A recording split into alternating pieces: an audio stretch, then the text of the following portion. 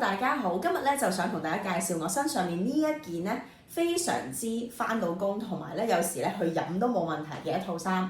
咁春天啦，咁所以咧今日着一件淺色俾大家睇嘅。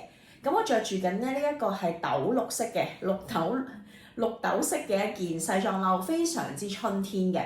質地咧亦都好推介俾大家，因為咧基本上亦都係四季款嚟㗎啦。佢係一個非常之薄身啦，雪紡。同埋有兩個質地嘅雪紡嘅，如果你留意到咧，成件衫都係一個厚雪紡拼咗一個比較透嘅雪紡嘅，咁所以咧質地好舒服，冷氣地方着又好 OK 啦，襯背心亦都冇問題。背脊你睇到啦，佢都係上下拼咗兩個唔同質地嘅雪紡嘅，同埋佢後面呢度有條帶啦，你可以綁前綁後都冇問題嘅。裡面嗰件衫咧就係都係再遇回歸嗰件背心啦 ，OK，基本上咧。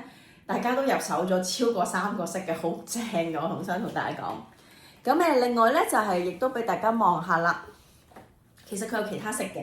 咁呢件西裝褸咧，除咗有我而家上面呢個豆綠色之外咧，仲有個黑色啦，同埋有個好靚嘅一個burning orange 嘅 colour 嘅。其實我自己都覺得咧嗰個偏啡通咧，今年亦都係非常之流行。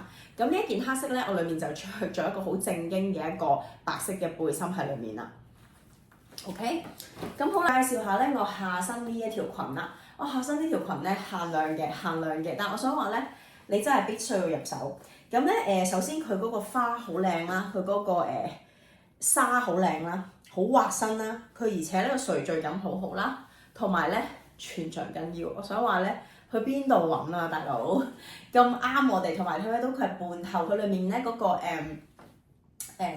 底裙咧係做到呢個位嘅啫，咁所以咧你個腳咧係若隱若現，非常之靚仔嘅，亦都係飄逸感好好啦，推介俾大家。